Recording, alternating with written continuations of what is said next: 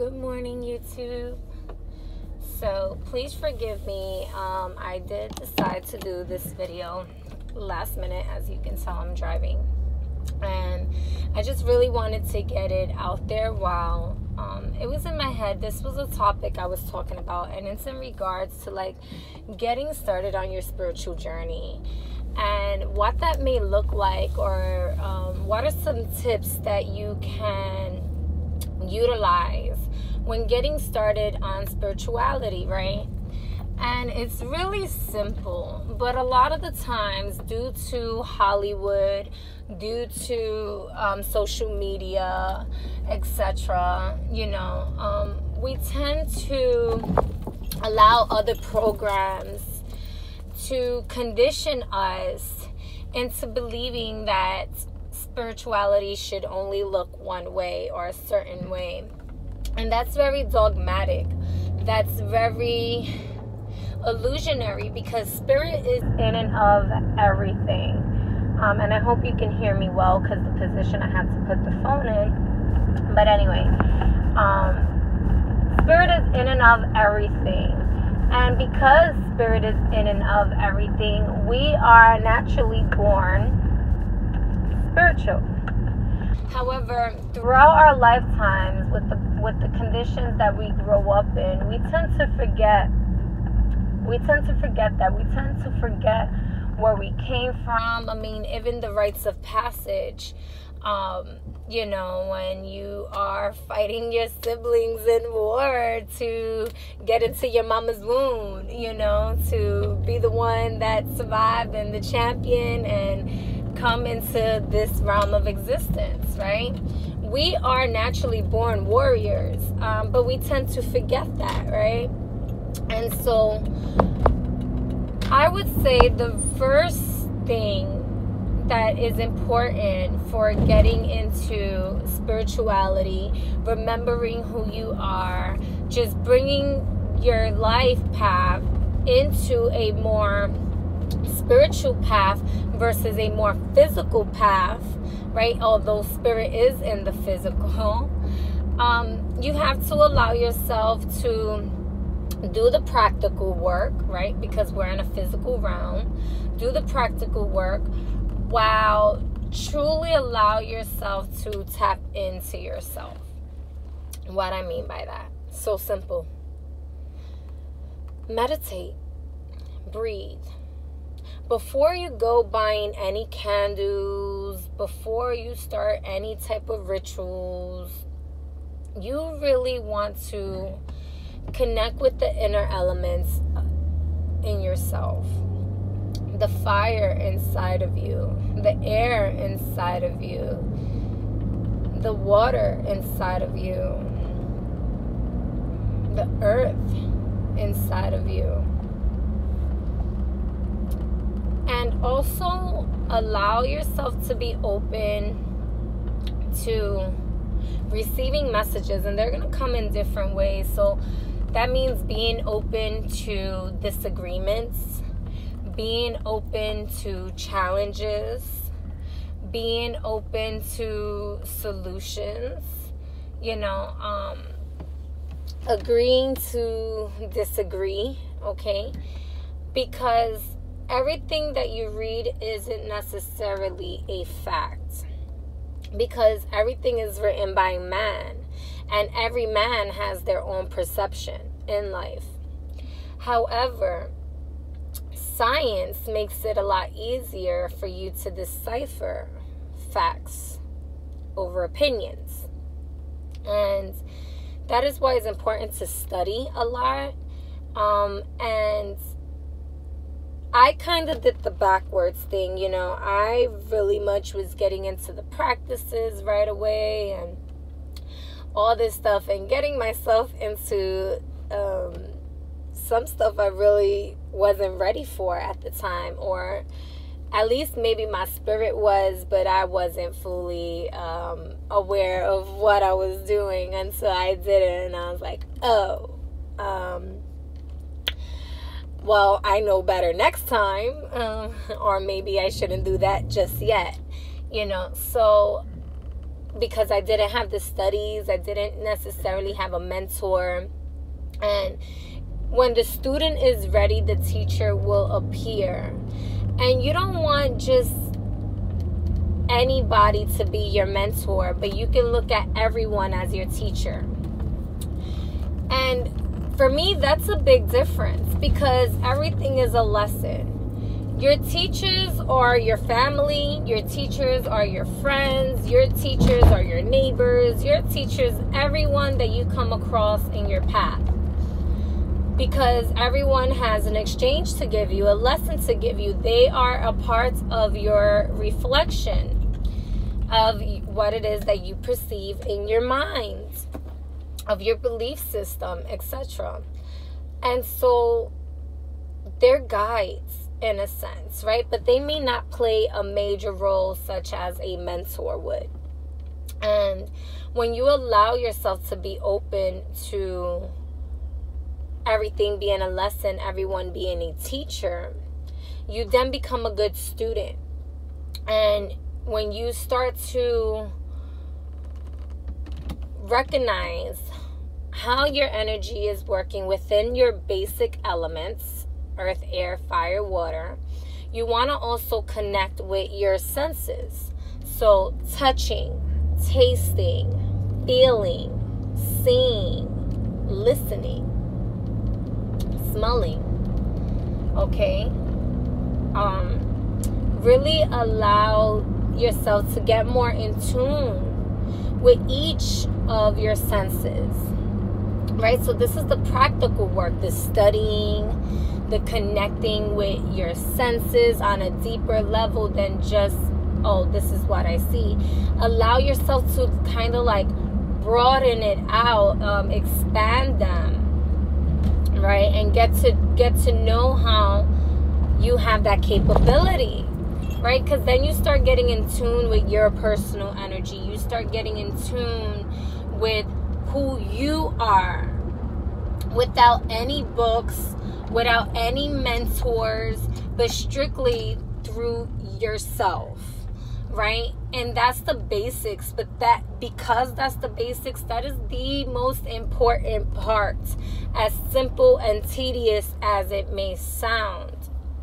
Okay?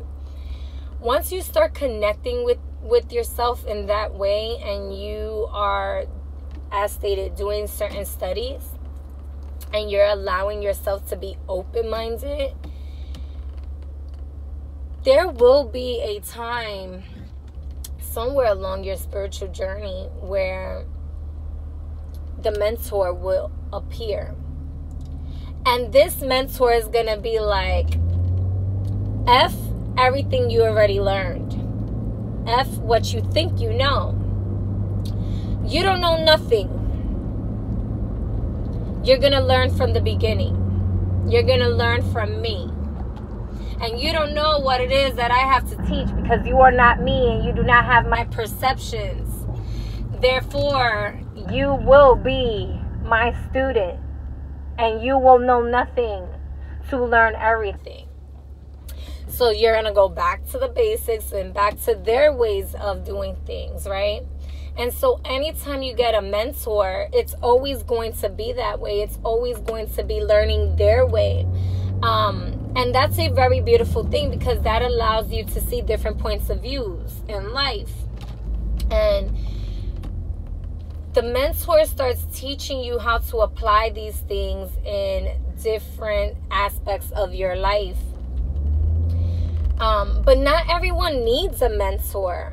And what I mean by that is some people are naturally born to be the mentors of others. They just don't forget. They stood on their journey. They just remember everything. And so they in turn came to this realm to be a mentor. But even the mentor, even the teacher knows that it is always a student. So they just keep applying studies within themselves, okay? Meaning, they have download mentors. People that don't even know they're mentoring them. Mentors that are authors, right? Book writers, mentors that are like YouTubers, all sorts of mentors. And that's what I call on the down low, because these mentors don't even really know that they're teaching these people, but these people are still studying. But they're studying on their own. They're not physically around their mentor. So it makes a difference as well. Sometimes it's easier to pick up the phone and call a mentor and say, listen, this was my experience. I'm trying to decipher this. I've been meditating, or do you have any input, or just sharing your experience. And some people don't have that, and that's okay. Meditation is going to be the biggest key. Meditation is going to be where you're going to learn how to be still. You're going to learn how to silence the mind, to be open to receive, okay, any messages that may be from the Most High, the Divine, from your spirit guides inside and celestial. So there's many ways of tapping into spirituality. Some people tap into meditation while they're painting. Some people tap into meditation while they're writing, whether it's writing music lyrics, writing poetry, journaling. Some people need to sit down and be in complete silence, and some people need guided meditations. Some people need just sound frequency. So it all depends on what works best for you. Okay. Another tip I would like to give is something that I learned. I used to like meditating laying down a lot. I would do both. I would do sitting up and I would do laying down. And I did notice the difference. So I would highly recommend, if you're going to be meditating, that you at least be sitting either on a chair or in like the lotus position, in a triangle, okay, or what they call Indian style, all right, and with your legs crossed.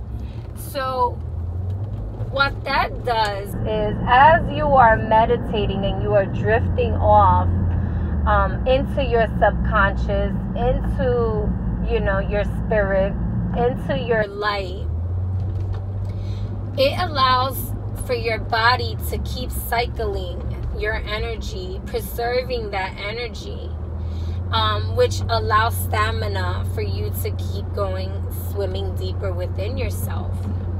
Okay, versus when you are laying down, you are releasing through your feet and your head, because your body's just stretched out. It's just going out of you. You are releasing your energy, and so you're not gonna be able to fully remember your full meditation. You might remember the beginning and the end, or some pieces of it, but because the energy is escaping your body, escaping you and drifting on, to the world, you may lose pieces of it. And when you are sitting, it makes it easier, because your energy is cycling within itself. It makes it easier for you to recall and remember your meditative state, your meditation. Okay, so that's another tip I wanted to give you. Oh yes, an imagination. So never ever ever kill your imagination. Imagination and spirituality go hand in hand. I mean, when we are children, we really we have our imaginary friends.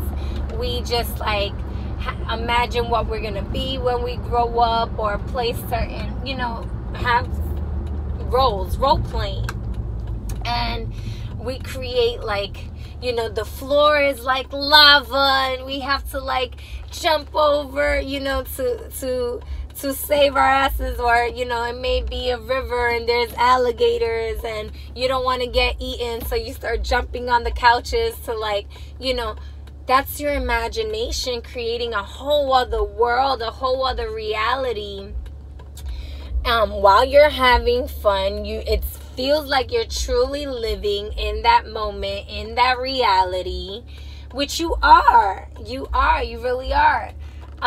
Although in this realm, it physically looks like something else, because the spiritual realm does not fully look the same as Maya, as Gaia, as this realm. But it doesn't mean that spirit is separate from this realm. Spirit is very much not separate. And so allowing yourself to be in your creative thoughts, being in your imagination, is going to allow you to be able to tap into more dimensions, is going to be able to allow you to get better recognition of your spirit guides, of your journey in general. You know, the subconscious recognizes symbols way quicker than it recognizes words, okay? So that imagination of yours is really going to allow you to tap into different areas in your subconscious to remember yourself. And you have to make sure you keep breathing and centering yourself and being in a state where you're recording all of this, so that you can balance yourself. Balance is going to be very important. It's easier said than done, because sometimes we get to let our imagination go on overdrive and lose touch of this reality, okay, as a form of escaping this reality. And then physically our world will look like it's falling apart, and that is part of the spiritual journey. I'm not gonna lie, things have to be destroyed in order to be built up. Life has to come to an end in order for a new beginning to come. That is just endings and beginnings, life and death. That's just the circle of life. You know, the evolution of spirit, transmutation, transformation, and alchemy. You know, you start off with an atom, and you start getting what's the word? It's with an M. I can't even think right now. Let's just say XY's chromosomes. You could start off with a Y, end up with an X. Let's keep it simple like that for right now, because my lingo is kind of messing with me right now, and that's all good. So anyway, I don't want to get too sidetracked on my thoughts. So keeping that balance is gonna be important. Recording meaning writing it down, or actually, you know, recording it on a audio device, or any type of device, however you're gonna record your experience, video camera, whatever. And so that you can still travel through whatever realms and dimensions you are traveling through when you get to that point, and still be in touch with this reality, okay? Because we very much have physical, practical work that we have to do, and that's the point of getting in tune with your spirit, with who you are, so that you are able to function more properly on your mission here on this realm, on this planet, so that you are more powerful, you are more grounded, you are more capable of achieving all that it is that you are supposed to achieve. Okay? You're able to make better decisions, and all of it takes time. This is a never-ending journey. So it's okay if you don't get an outer body experience the first time you meditate, or even the first year that you meditate. It's okay if you find that you aren't traveling, astral projecting places, or sorry, I'm driving and they just stopped out of nowhere. So anyways, astral projecting, viewing, that's okay. That's okay if you're not feeling clairvoyant at the moment, or you're not feeling clairaudient at the moment, whatever, all those clairs. That's okay, just as long as you focus on your breath and you focus on the inner elements and your senses to begin with, then you're on the right track.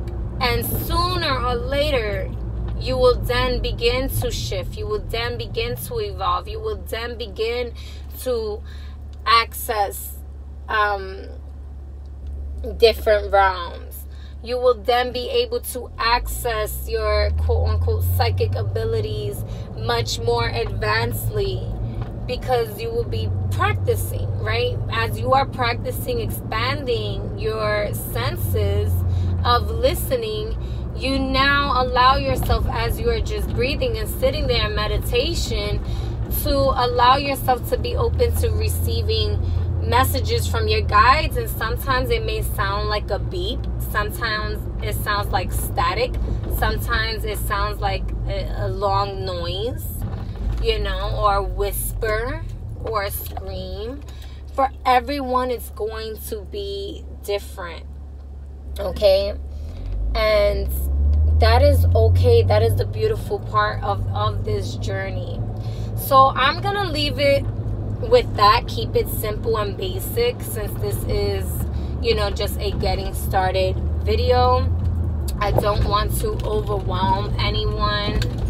Oh, excuse me. I don't want to overwhelm anyone. If you do have any questions, comments, or concerns, please leave it in the comments below. If you like this video, please give it a thumbs up. If you haven't already been following me and you like this channel, please subscribe and share this video if you feel like it is going to be useful or helpful to anyone that you may know, and I would really appreciate it. I thank you for your time and space. Until next time, peace.